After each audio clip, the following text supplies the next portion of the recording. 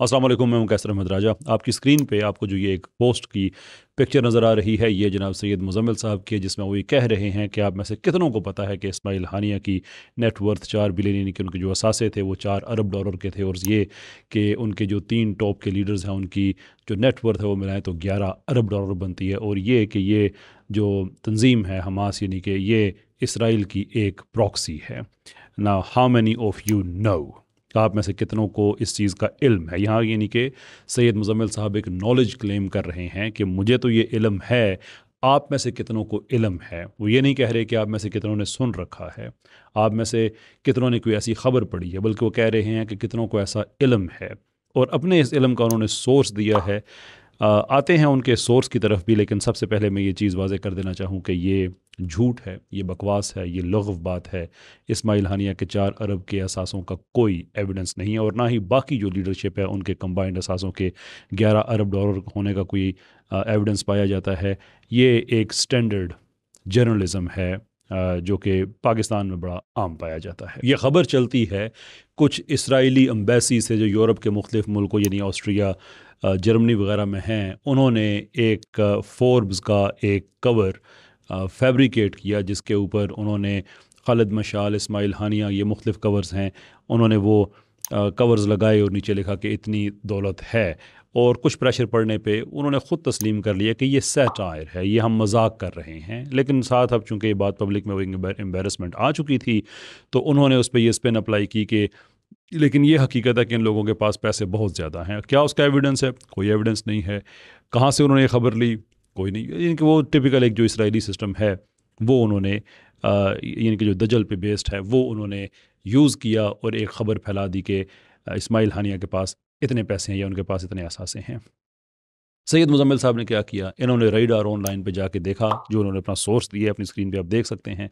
Source इन्होंने दिया, जनाब मैंने यहाँ से ये खबर ली है, और बस बात ख़त्म हो गई है। अब प्रॉब्लम यहाँ पे ये है कि अगर आप ये कह रहे हैं कि आप में से कितनों के पास ये इल्म है, how many of you know, तो फिर आप ये नहीं कह सकते कि मैंने रेडार ऑनलाइन से पढ़ा है। सैयद मुज़म्मिल साहब की एक लॉन्ग हिस्ट्री है स्ट्रेट फेस के साथ झूठ बोलने की, एंड आई मैं कोई अब लगी लपटी के बगैर कहना चाहता हूँ, क्योंकि हद होती है एक आदमी को आप कितना हुस्न ज़न रखें।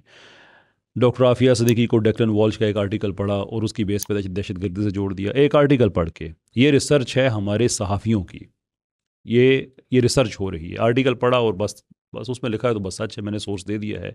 या कभी किसी डॉक्टर को उसामा बिन लादेन के साथ मिला देना, या ये कह देना कि कायद-ए-आज़म पे पाकिस्तान में पीएचडी नहीं हो सकती।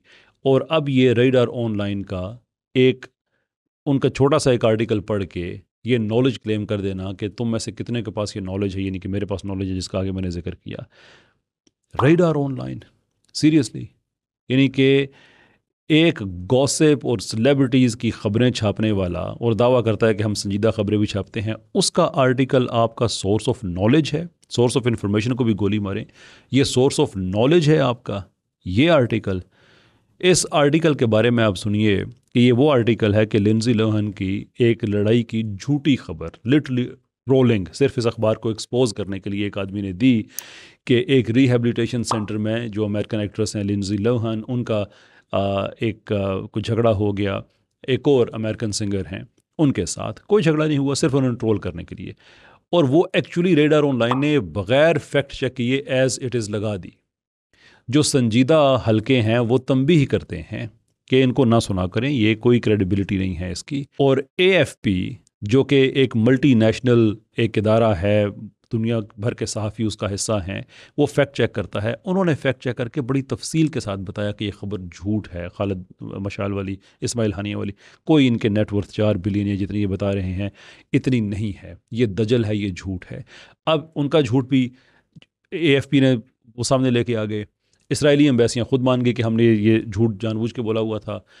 लेकिन जिस तरह से लिंडज़ी लोहन वाला आर्टिकल ये पब्लिश होने के बाद और ये एक्सपोज होने के बाद कि जिन्होंने इसको एक्सपोज किया था उन्होंने ट्विटर पे जाके लिख भी दिया कि तो हमने आपके साथ ट्रोलिंग की थी, इसके बावजूद भी वो आर्टिकल आज भी उनके वेबसाइट पे मौजूद है, बिकॉज दे डोंट केयर। उनको क्या है, लोग आएंगे, पढ़ेंगे, पैसे मिलेंगे, बात ख़त्म। ऐसे ही उन्होंने ये ख़बर झूठ साबित हो जाने के बाद भी इसको रिमूव नहीं किया, और ये झूठ साबित बड़े टाइम पहले हो गई थी। अब ये देखें कि 4-5 नवंबर के अराउंड ये ख़बर सामने आती है कि इस्माइल हानिया के इतने, ये जो उन्होंने ख़बर ब्रेक की, या एट लीस्ट जो इन्होंने ये ट्वीट्स वगैरह की, और उसके 2-4 दिन के बाद इस आउटलेट ने, रेडार ऑनलाइन ने, और इंडिया के बहुत से इदारों ने, और इवन अमेरिका के बहुत से इदारों ने, उन्होंने खबर चलाना शुरू कर दी। और फिर हमारे जो जर्नलिस्ट हैं, जनाब सैयद मुज़म्मिल साहब, इन्होंने कहा कि मैंने चूँकि एक आर्टिकल पढ़ लिया है, मुझे पे तो ज़िम्मेदारी ख़त्म हो जाती है, इसलिए कि सच का यही मेयार है। मसला ये है कि ये लोग फिर कहते हैं कि पाकिस्तान में जर्नलिज्म की इज़्ज़त नहीं है। दैट्स वेरी ट्रू, पाकिस्तान में जर्नलिज्म की इज़्ज़त नहीं है, लेकिन सवाल यह है कि पाकिस्तान में जर्नलिज्म की इज़्ज़त क्यों नहीं है? जब आप ऐसे लोगों को जर्नलिस्ट तस्लीम कर लेंगे जो फैक्ट चेक नहीं करते, जो स्ट्रेट फेस के साथ इस तरह से झूठ बोल देते हैं, तारीख़ को तरोड़ मरोड़ के बयान कर देते हैं। हद ये है कि इस्लामी तारीख़ पे बात करते हुए ये यहाँ तक फरमा देते हैं जनाब कि मुतज़िला की हुकूमत कोई 28-30 साल रही, और उसके बाद जब बगदाद का फॉल हुआ तो उस वक्त उनकी हुकूमत गई। हालांकि इसमें कोई 250-300 साल का अरसा गुजर गया। बट इनको क्या लगे फैक्ट चेक करने से, इनको क्या लगे तारीख पढ़ने से? तो जर्नलिज्म की इज़्ज़त उस वक्त कम होगी जब आप सैयद मुज़म्मिल साहब जैसे लोगों को जर्नलिस्ट बना के पेश करेंगे। उसका इनेविटेबल कॉन्सिक्वेंस है कि जर्नलिज्म की कोई तौकीर नहीं रहेगी। ऑफ कोर्स मैं ये नहीं कहता कि सिर्फ ये वाहिद वजह है पाकिस्तान में जर्नलिज्म की। ऑफ कोर्स पाकिस्तान में प्रॉब्लम्स हैं, जो आज़ादी इजहार है उसके ऊपर बड़ी कतगन है, इसमें कोई शक नहीं है। लेकिन हम अपनी तरफ से कोशिश करते हैं कि चीज़ों को जितना बेहतर कर सकते हैं वो करें। हम तो किसी टीवी चैनल पे काम नहीं करते, लेकिन इसके बावजूद कोशिश करते हैं कि आज़ादी इजहार रहे, उसके ख़िलाफ़ कोई आदमी ना जाए। ये शहजाद ग़ियास साहब मिसाल के तौर पे कि मेरे बारे में वो क्या क्या राय नहीं रखते, मैं इन्फॉर्मेशन मुझ तक पहुंचती रहती है, लोग बताते रहते हैं, लेकिन इसके बावजूद अभी एक टीवी चैनल है, जब उनको स्ट्राइक्स वगैरह भेजे या कॉपीराइट क्लेम भेजे something, I reached out through social media, post की कि जनाब आप ऐसा करें कि एक लेटर लिखे, हम सब साइन कर देते हैं। He didn't respond to it, that's is right, लेकिन कम से कम हम अपने हिस्से का काम कर रहे हैं कि इख्तलाफ रहे, किसी की आवाज़ सप्रेस ना हो। लेकिन इसका मतलब ये नहीं है कि आवाज़ सप्रेस ना हो तो इसका फिर आप ये मतलब निकाल लें कि फिर आप जो मर्ज़ी है कह दें, कुछ भी झूठ बोल दे, दजल आप अपना फैलाना शुरू कर दें। और इसी के आप दूसरा हिस्सा देख लें कि वो यासर अरफात को कोट करते हुए कह रहे हैं कि ये तंजीम है, ये इसराइल की प्रॉक्सी है।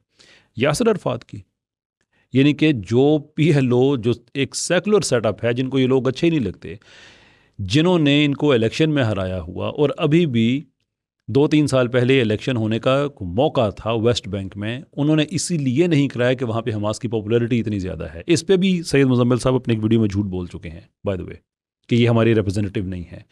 उस पर भी मैंने एक जवाबी वीडियो बनाया था, बताया था कि ये किस कदर इंसान बेदरेग तरीके से झूठ बोलता है, कि सामने वो जो रिपोर्ट बताई उसका अपना है, और मैंने भी उसी रिपोर्ट में से डेटा निकाल के दिया था कि कितनी बड़ी तादाद है फ़लस्तीनियों की जो पसंद करती है इस्माइल हानिया को, कि अगर 1-to-1 इलेक्शन हो तो लैंडस्लाइड विक्ट्री प्रेडिक्ट।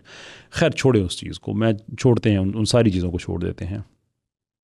बात सिर्फ ये है कि अगर आपने वाकई इस मुल्क में जर्नलिज्म को तौकीर देनी है, अगर आपने वाकई ही लोगों में रेलेवेंट रहना है, तो फिर आप सच का दामन हाथ से नहीं छोड़ सकते। आप जब झूठ बोलेंगे और एतमाद से बोलेंगे, और फिर झूठ बोलने पे एक टोटल इम्यूनिटी के साथ आप बोलेंगे कि ना सिर्फ ये कि आपको रोका नहीं जाएगा, बल्कि आपको रिवॉर्ड किया जाएगा।